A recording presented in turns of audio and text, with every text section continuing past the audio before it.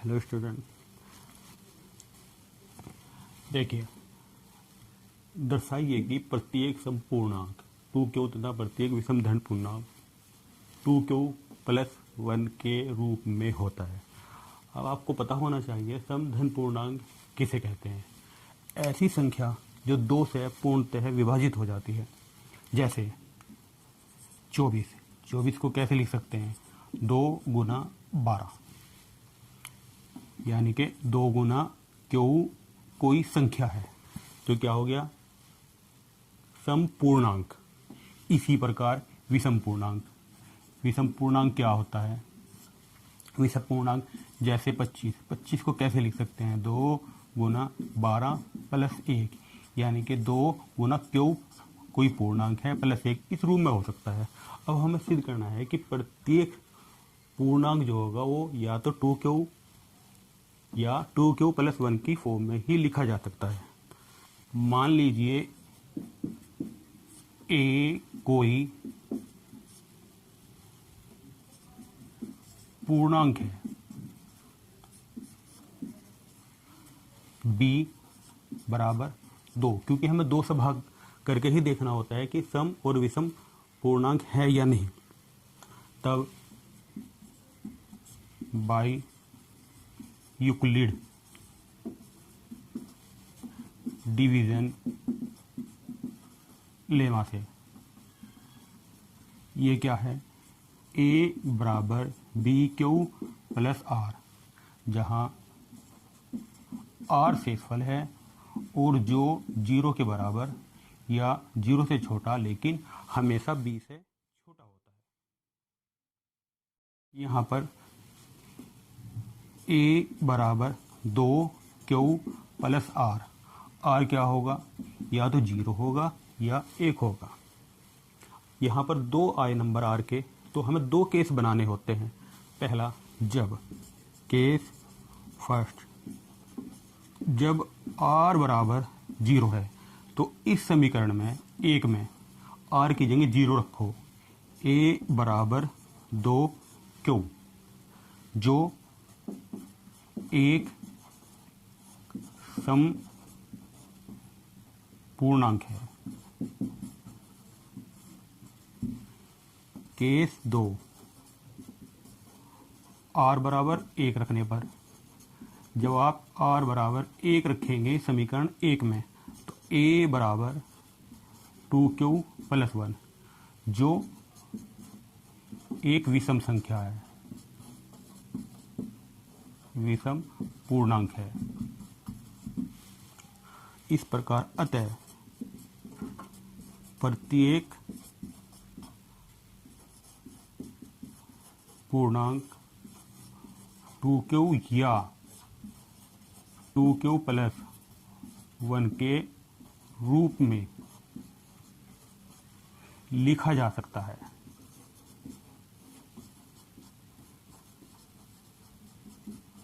दोबारा सुनिए, प्रत्येक पूर्णांक 2Q या 2Q+1 की रूप में ही लिखा जा सकता है।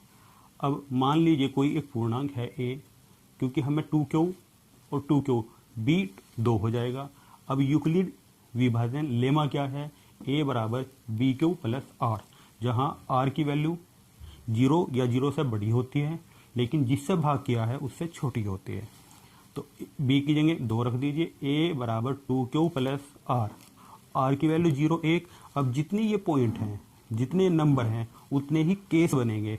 R को हम बारी बारी से इनको रखेंगे, R बराबर 0, तब A बराबर 2Q, जो एक संपूर्णांक हो जाएगा। अभी आपको बतलाया संपूर्णांक क्या होता है, R बराबर 1, R बराबर 1 रखेंगे समीकरण 1 में, A बराबर 2Q+1, जो एक विषम पूर्णांक की फॉर्म में लिखा हुआ है। अतः प्रत्येक पूर्णांक 2Q या 2Q+1 के ही रूप में लिखा जा सकता है।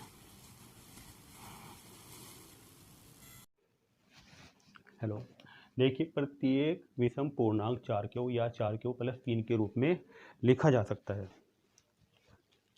मान लीजिए, माना A कोई पूर्णांक है,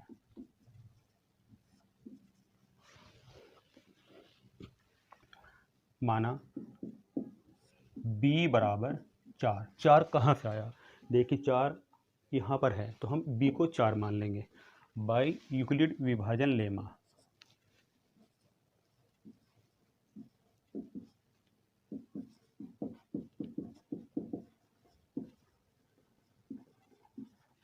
यूक्लिड विभाजन लेमा क्या है? a बराबर बी क्यू प्लस आर, जहाँ r 0 से बड़ा होता है या बराबर लेकिन b से छोटा होता है।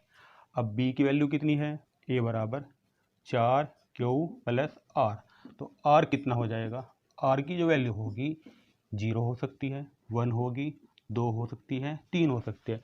इन चारों में से कोई सी भी एक वैल्यू r की हो सकती है। अब हम बारी बारी से r की वैल्यू समीकरण 1 में रखेंगे। 4 केस बनेंगे। केस फर्स्ट, जब r अगर 0 है तब समीकरण 1 में r का मान 0 रखिए।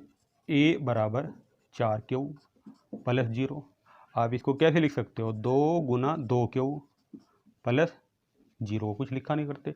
ये क्या आ गया? ये एक पूर्णांक आ गया, या हम कह सकते हैं 2 गुना कोई पूर्णांक। ये क्या हो गया? ये भी आपको बतलाया सम संख्या है, जो एक सम संख्या है। हमें दिखाना क्या था कि हमें दिया है कि ये विषम संख्या है, तो कोई विषम संख्या इस फॉर्म में नहीं लिखी जाएगी। केस 2, जब r 1 है, यहाँ पर r की जगह 1 रख दीजिए। a बराबर 4 क्यू प्लस 1, तो आप इसको क्या लिख सकते हो? 2 गुना 2 क्यू प्लस 1। क्यू क्या है? एक पूर्णांक। जैसे मान लीजिए कोई पूर्णांक है 2 गुना क्यू, मान लीजिए सपोज करो 5 ही है, तो 10 आ गया, तो ये भी तो एक पूर्णांक है। इसे हमने क्या कह दिया? m कह दिया। तो कितना हो गया? a is equal to 2m plus 1, जो एक विषम पूर्णांक है। विषम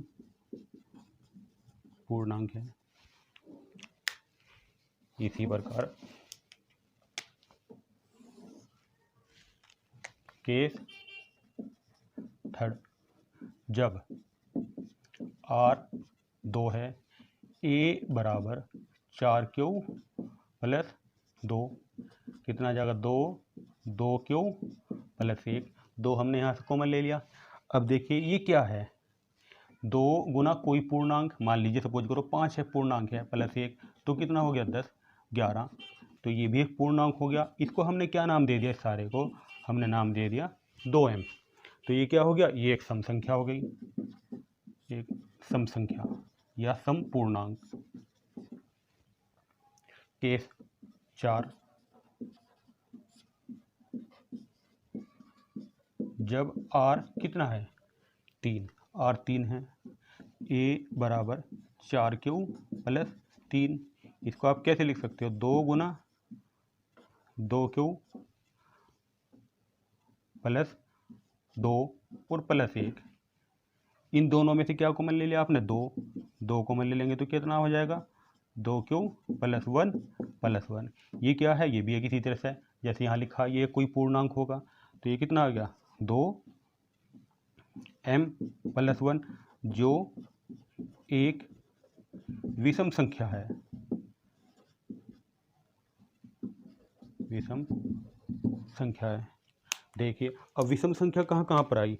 एक तो विषम संख्या ही आ गई, यहाँ पर एक विषम संख्या ही आ गई। हमें क्या दिया था कि कोई एक पूर्णांक जो है जो विषम है, तो विषम किस फॉर्म में लिखा जाएगा? इस फॉर्म में। जब हम r की वैल्यू 3 रखी, कहाँ? इस फॉर्म में। या r की वैल्यू जब हमने 1 रखी तब रखा जाएगा। वो कैसे बना? वो ऐसे बना। तो आप क्या लिखेंगे? अतः प्रत्येक विषम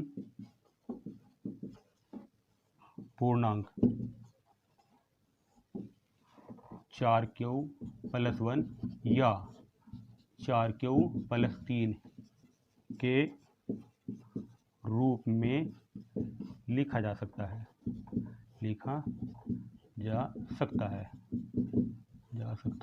इन दोनों में से किसी एक फॉर्म में, दोनों फॉर्म में नहीं, सिर्फ एक फॉर्म में।